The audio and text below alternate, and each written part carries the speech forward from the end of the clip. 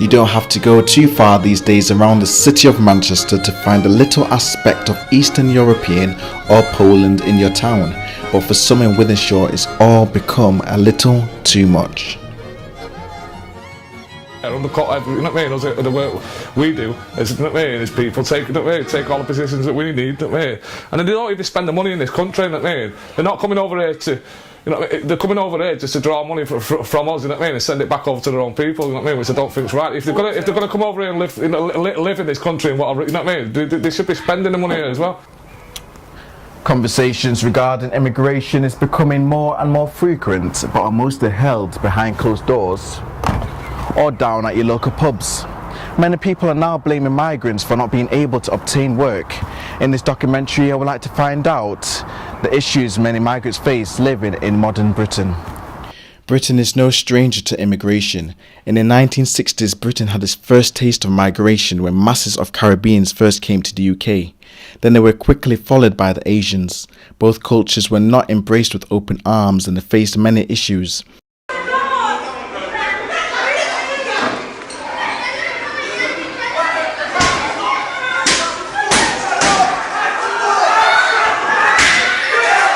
It seemed like the blacks and Asians would never be accepted into the British society, but fast forward to now and blacks and Asians have slowly integrated into the British culture.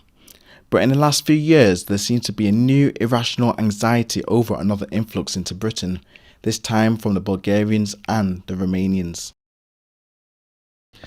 Bulgarians and Romanians joined the European Union in 2007.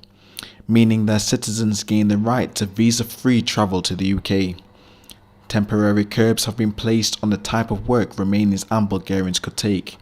These restrictions meant employees had to apply for work permits, as well as jobs. What else are they entitled to? Bulgarians and Romanians will also be entitled to claim the same benefits and NHS care as other EU citizens. What concerns have also been raised? A range of fears have been expressed, from the limiting the number of jobs available for the British worker to taking advantage of the benefit system and so-called NHS tourism to a predicted surge in homelessness and poverty. The local people blame Roma families for storing rubbish in their gardens and piling their waste on the streets after missing bin collection days. Another resident told me that the laundromat was their shopping centre. He claimed that many Roma families went in there to steal other people's unwashed or clean clothes when they had their backs turned.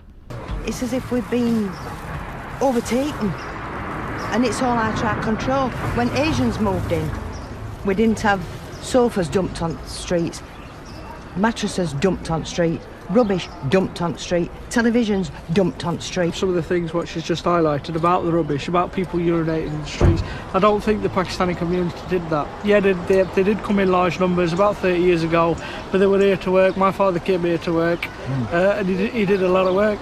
But not all Romanians fit the stereotypes of pickpocketers, beggars and fly tippers. Many migrants have decided to sell their own traditional merchandise due to the difficulties of finding a job in the city. Eastern European market stalls have been granted permission to be open in Levenshulme on every fourth Saturday of the month.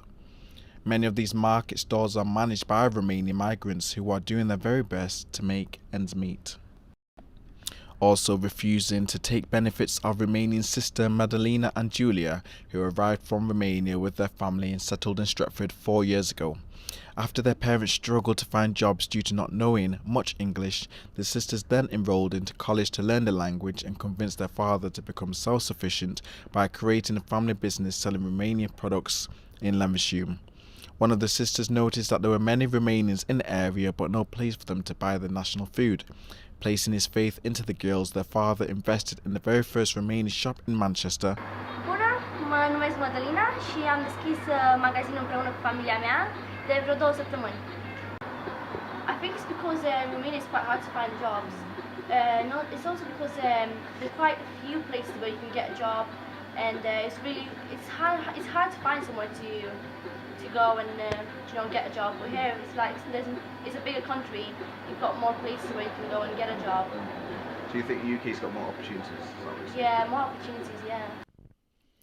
After the Poles arrived in the UK a few years ago, I wanted to find out if Polish migrants had now been embraced as part of the new, modern, diversified culture of Britain.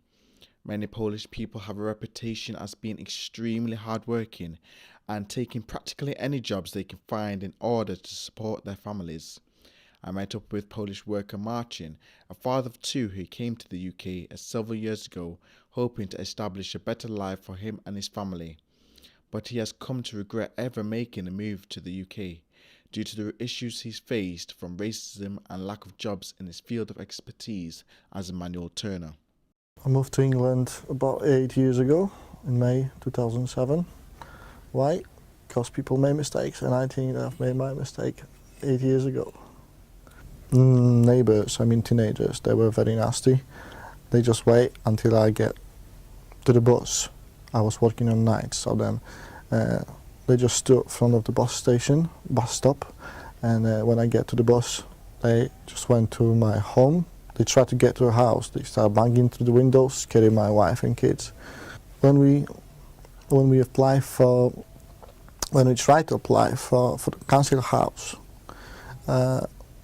3 times our application form was lost.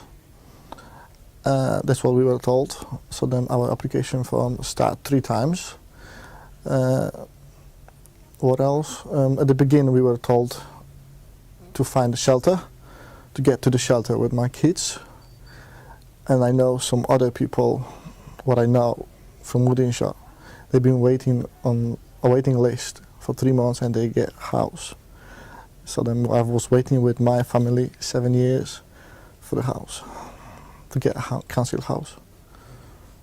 Last time, it was about 3 days ago, when something bigger happened, where somebody knocked to the doors, and when I've opened the doors, there was a gentleman who tried to make me to vote on his boss, or I don't know who was it, and I don't know the surname. He just wanted me to vote on elections on this particular man. And first thing what he says, it was start blaming the foreigners about everything what happened in this country, in England, that we come in to steal the job and everything, you know what I mean. And I was quiet, I didn't say even a word to him, so then he was very surprised when I admit that I'm a Polish. After this, he didn't say anything, he just turned around. And when I was on the phone with somebody asking for the job, when I moved to England, they just realized that I'm a foreigner, so then always says, no, sorry, that job is not available anymore. Within the first month, I've posted 3,000 application forms. Within 6 months, it was 10,000. Just to one respond. Because I've put on my CV, Polish. But not every British citizen feel angry about immigration. Graham Hill has seen England change many times since his childhood and remembers encountering the first Caribbean and Asians in Manchester. He himself has experienced some racism whilst trying to establish a life in Spain a few years ago. I welcome them with open arms because, as I've said to you, I'm a socialist and my beliefs are that there should be no boundaries in this world. Everybody should be entitled to look after the family, provide a shelter for the family and be able to work. The problem with this, people saying they're taking our jobs, this is totally rubbish. The jobs were there. They were there before. They've not been created for Polish or Romanians coming over. It's the fact that they're prepared to accept these jobs and do these jobs. The problem is with the government promotes the ideas of jobs being taken. They're going to be on social security. It's ridiculous. These people are trying to improve their lives.